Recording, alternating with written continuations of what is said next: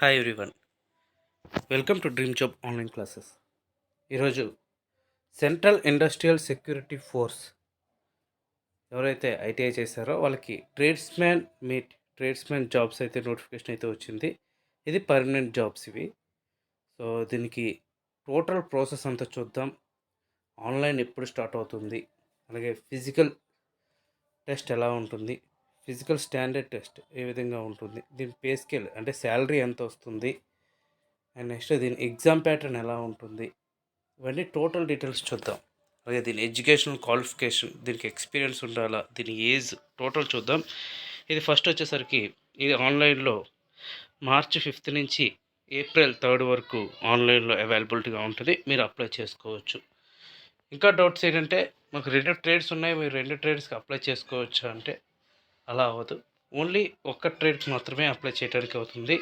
In case ఒకవేళ మీరు పొరపాటున 2 ట్రేడ్స్ మీరు అప్లై చేసినట్లయితే మీరు ఏదైతే ఫస్ట్ అప్లికేషన్ ఏదైతే ఉందో దానికి మాత్రమే ప్రిఫరెన్స్ ఇస్తారు. ఇంకా దీని పే స్కేల్ లెవెల్ 3 వస్తుంది.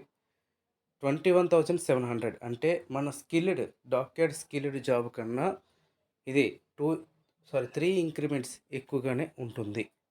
21,700 బేసిక్ అంటే ఆల్మోస్ట్ మీకు శాలరీ వచ్చేసరికి 35,000 to 40,000 స్టార్టింగ్ శాలరీ అనేది వస్తుంది అకార్డింగ్ టు 7th CPC ప్రకారంగా. ఇంకా మీరు జాయిన్ అయ్యేటప్పటికి 8th CPC అనేది వర్కౌట్ అయిపోతుంది. మీ శాలరీ అయితే దీనికి డబుల్ అయితే అవుతుంది. ఇంకా దీనికి ఫస్ట్ ఆన్లైన్లో అప్లై చేయాలి.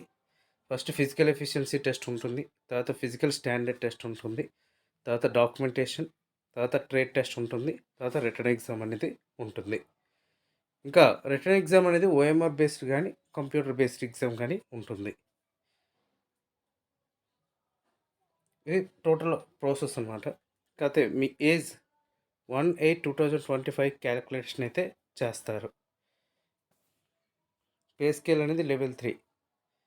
ఓకే, ఇంకా వేకెన్సీస్ పరంగా చూద్దాం ఏ వేకెన్సీస్ ఉన్నాయో. Cook, cobbler, tailor, barber, washerman, sweeper, painter, carpenter, electrician, మాలీ, welder, charge mech, MP attendant.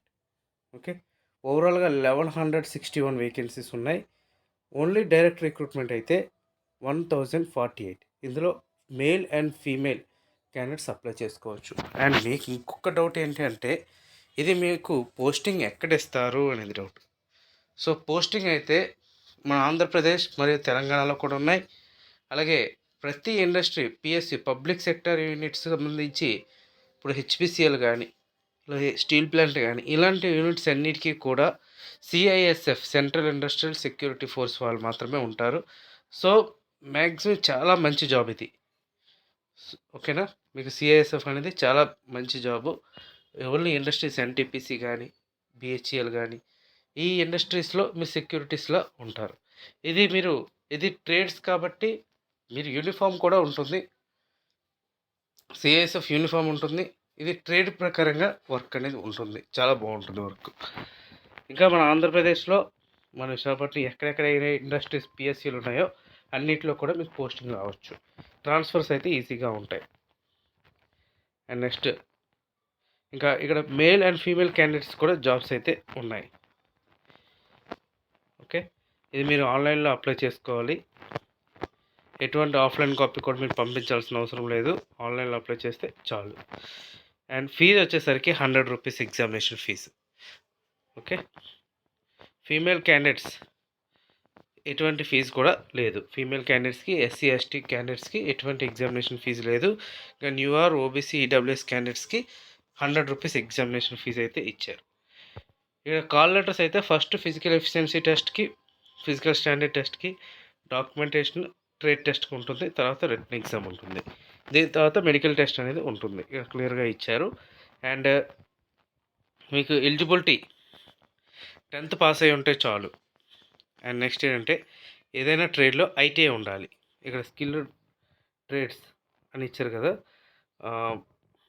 లాస్ట్లో industrial training institute personal will be preferred. Okay, ITI ఉంటే ప్రిఫర్ చేస్తారు. అండ్ ఏజ్ లిమిట్ వచ్చేసరికి 18 నుంచి 23 ఇయర్స్ వరకు ఇచ్చారు. అండ్ ఓబీసీకి 3 ఇయర్స్, ఎస్సీ ఎస్టీకి 5 years.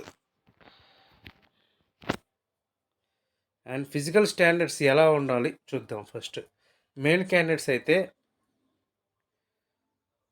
Height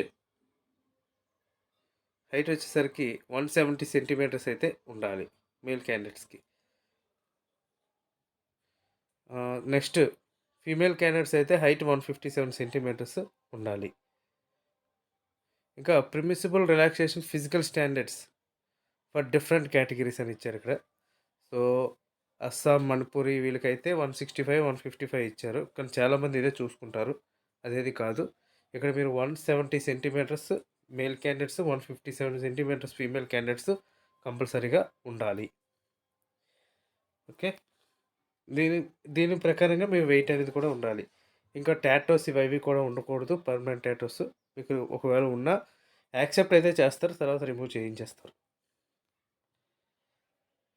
ఇక్కడ ఏజ్ ఇచ్చారు కదా, ఏజ్ అకార్డింగ్ టు 23 ఇయర్స్ వరకు ఉంటుంది. ఇంకా ఇదే టోటల్ నోటిఫికేషన్. సో మీరు ఇంకా ఎక్కువగా ఏం చూడనవసరం లేదు. మీరు యాజ్ యూజువల్గా త్వరగా అప్లై చేసేసుకోవచ్చు. ఇక్కడ ఇచ్చారు, ఇక చూసారు కదా, మీరు సదర్న్ సెక్టర్స్కి అప్లై చేసుకోవాలి. దీనికి ఆంధ్రప్రదేశ్, కర్ణాటక, కేరళ, లక్షద్వీప్, పాండిచేరి, తమిళనాడు అండ్ తెలంగాణ ఇవన్నీ కూడా ఉన్నాయి.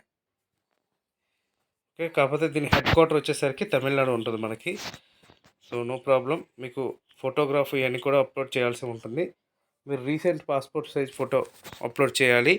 మీరు పాతది ఫోటో అప్లోడ్ చేస్తే మిమ్మల్ని రిజెక్ట్ చేయడం జరుగుతుంది. సో దాని మీద డేట్ కూడా ఉండాలి ఫోటోగ్రాఫ్ మీద. సో ఎలా అప్లై చేయాలనేది కూడా నేను వీడియో చేస్తాను 5th. సో మీరు చూసి మీరు అప్లై అయితే చేసుకోవచ్చు. మీకు ఫీజు అయితే 100 రూపీస్. ఫీమేల్ క్యాండిడేట్స్కి ఎటువంటి ఫీజు లేదు. అండ్ 3-4 అంటే ఏప్రిల్ 3rd ఇది లాస్ట్ డేట్. మీకు 5th నుంచి మార్చ్ 5th నుంచి స్టార్ట్ అవుతుంది. సో మీరు అందరూ కూడా అప్లై అయితే చేయండి. ఎవరికైతే ఎలిజిబిలిటీ ఉందో అందరూ కూడా అప్లై అయితే చేయండి, అది హైట్ ఉన్నవాళ్ళు. ఎందుకంటే శాలరీ అయితే చాలా ఎక్కువ ఇది. సో 21,700 బేసిక్ అంటే మనకి స్కిల్డ్ జాబ్ వచ్చి 3 ఇంక్రిమెంట్స్ వచ్చినా సరే మనం ఈ బేసిక్కి రీచ్ అవుతాం. ఇంకా ఫిజికల్ ఎఫిషియన్సీ టెస్ట్ ఎలా ఉంటుంది అంటే 1.6 కిలోమీటర్స్ రేస్ ఉంటుంది. 6 minutes 30 secondsలో కంప్లీట్ చేయాలి. అదే ఫీమేల్ క్యాండిడేట్స్ అయితే 800 మీటర్స్ రేస్ ఉంటుంది. 4 minutesలో కంప్లీట్ చేయాల్సి ఉంటుంది. ఇదే ఉంటుంది ఫిజికల్ ఎఫిషియన్సీ టెస్ట్. ఇంకా ఫిజికల్ స్టాండర్డ్ టెస్ట్ వచ్చేసరికి హైట్ చూస్తారు. ఇంకా ఫిజికల్ ఎఫిషియన్సీ టెస్ట్ ఇవే ఉంటాయి. ఇంకా అంతకు మించి ఇంకేమీ ఉండవు. తర్వాత మీకు ట్రేడ్ టెస్ట్ అనేది ఉంటుంది. ట్రేడ్ టెస్ట్ తర్వాత ఎగ్జామినేషన్ అనేది ఉంటుంది. ఇక్కడ ఇచ్చారు కుకింగ్కి బూట్ మేకర్, టైలర్, బార్బర్ ఏమేమి చేయాలి, వాషర్ మ్యాన్ ఏం చేయాలి, స్వీపర్, పెయింటర్ ఏం చేయాలి, కార్పెంటర్ ఏం చేయాలి. కార్పెంటర్ వచ్చేసరికి handling of tools, cutting of would, fitting, polishing and finishing of material ఇవే ఇస్తారు. ఇంకా అంతకు మించి ఏమీ ఇవ్వడు. Okay, knowledge. ఇప్పుడు ఎలక్ట్రీషియన్ వచ్చేసరికి knowledge of AC and DC currents, new electric fitting, reflection of electric faults. So ఇవే ఉంటాయి. సో మ్యాక్సిమం మీకు ఈజీగానే ఉంటుంది స్కిల్ టెస్ట్. కాకపోతే ఎగ్జామ్ మాత్రం కొంచెం టఫ్గా ఉంటుంది. సో మీరు హైట్ ఎవరైతే ఉన్నారో వాళ్ళైతే రన్నింగ్ ఈజీగా వేయగలుగుతారు అండ్ ట్రేడ్ టెస్ట్ కూడా చేయగలుగుతారు. సో ఎగ్జామ్ బాగా ప్రిపేర్ అయితే మీకు జాబ్ అనేది వస్తుంది. సో దీనికి క్వాలిఫైయింగ్ నేచర్ అయితే ఇచ్చారు. మినిమం 35 మార్క్స్ అయితే రావాలి యూఆర్ క్యాండిడేట్స్కి పర్సంటేజ్. సో ఓబీసీ అయితే 33%. ఓకే, ఇందులో నెగిటివ్ మార్కింగ్ అనేది లేదు ఎగ్జామ్లో. ఓకేనా, తర్వాత మీరు ఎగ్జామ్ రాసిన తర్వాత మీ ఆన్సర్కి కూడా మీకు ఇస్తారు. మీరు చెక్ చేసుకొని ఛాలెంజ్ చేయొచ్చు. ఓకే ఫ్రెండ్స్, ఇదే total notification. Okay, thank you very much and all the best.